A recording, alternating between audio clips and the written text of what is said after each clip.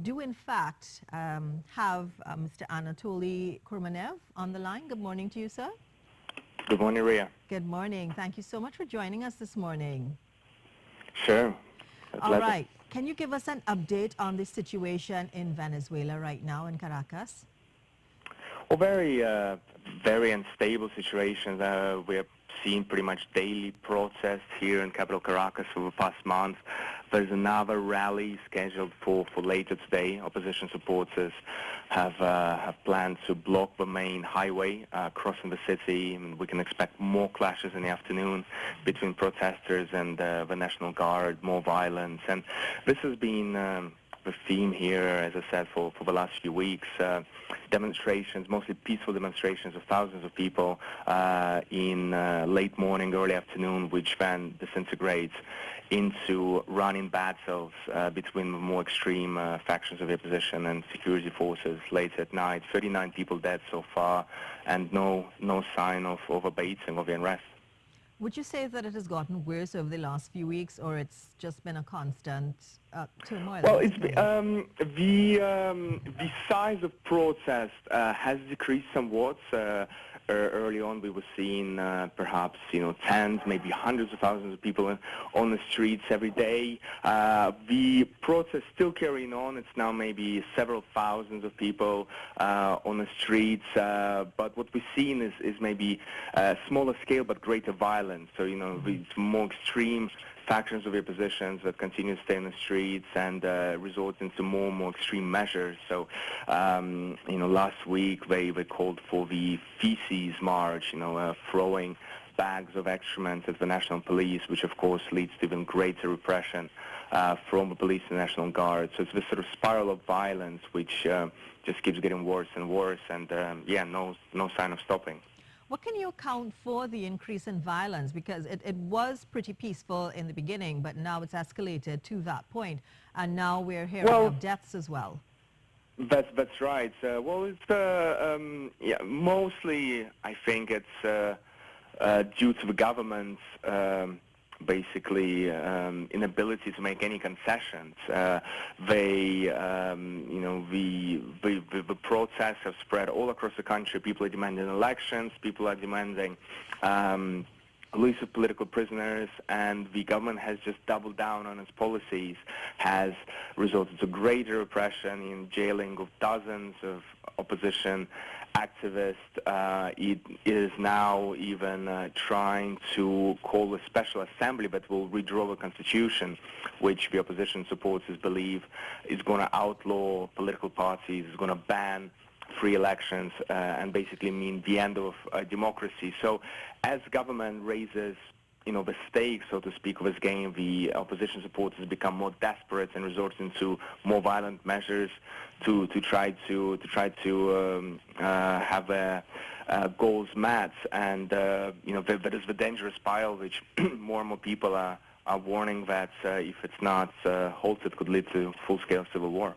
Now, we have also been getting reports from various news agencies that Venezuela's economy is now on the brink of collapse. Would you say that's a very true statement to make at this point in time? Well, yeah. I mean, Venezuela in the last 3-4 years has lost more than a quarter of its GDP. Economy has shrank by a quarter. I mean, this is pretty unprecedented in even world history. Cuba in the early 90s, after the collapse of the Soviet Union, the economy actually suffered less than that, and that was a very traumatic experience for Cuba, maybe for Caribbean as a whole. The conditions I hear are very, very dire. Extreme shortages of food, of medicine. Hundreds of businesses closing every day. Hyperinflation in about 500% a year. I mean, the economy is definitely on the verge of collapse. Absolutely.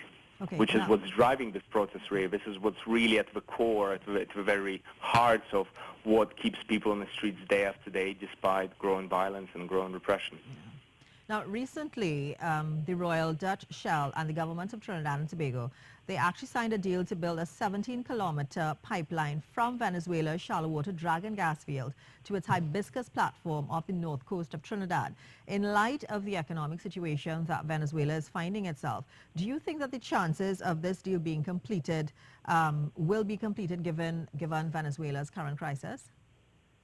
Well, I believe that it's possible. Keep in mind that the oil industry in Venezuela is quite segregated, quite insulated from the civil unrest. You know, basically oil, the oil infrastructures in remote places, far away from from populated centers, and then quite well protected. So if there is political will on the part of the Venezuelan government, I believe they certainly could, try to make this happen. As you said, it's only a 17-kilometer pipeline offshore. It doesn't require that much work or that much commitment if everyone's on the same page. Venezuela is desperately in need of hard currency to help stabilize the economy, to raise its imports of food and try to calm the unrest. So it would make a lot of sense for Venezuelan government to finish this pipeline, send its natural gas to Trinidad and get paid in dollars instead of using the same gas for domestic needs, which are great, but which only yields its local currency, which is pretty much worthless. In fact, I believe the unrest has sort of taken away a lot of attention to what goes on in public policy sphere of Venezuela. Therefore, if they could, in theory, finalize this deal, finalize this pipeline without attracting too much public scrutiny from more nationalist sectors of the country who believe that the gas should stay at home. Therefore, I don't think the unrest is necessarily a bad thing as far as this particular deal is concerned. Okay, and we've seen many Venezuelans coming to Trinidad, many coming to purchase medicine, food, going back. But there is also the issue of immigration from Venezuela to Trinidad and Tobago. Do you think that we should expect to see, a larger increase in persons coming from Venezuela to Trinidad and Tobago in the coming months in light of what's going on as the situation has worsened now? Absolutely, absolutely. Up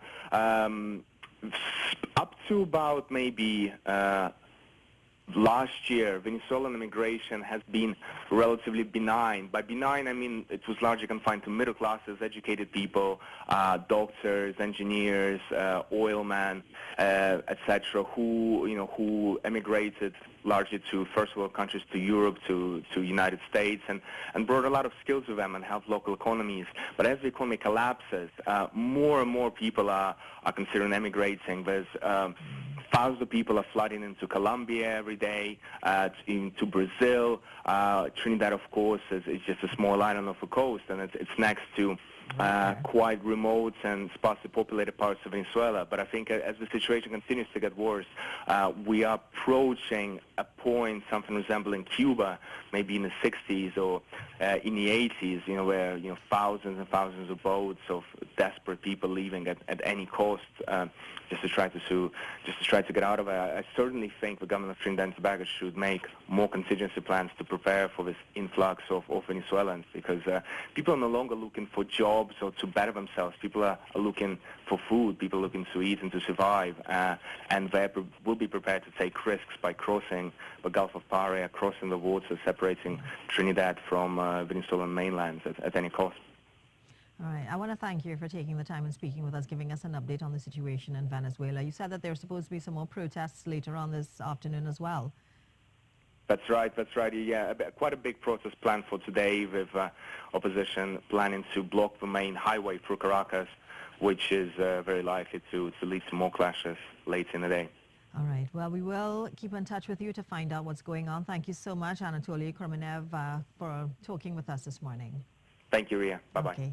Yes, and like I said, Anatoly Kurmanaev, he's a Siberian reporting for the Wall Street Journal in Caracas, and we will keep in touch with him. He is based in Caracas and getting some more information as to what exactly is taking place there. Like I said, we all know someone in Caracas in Venezuela.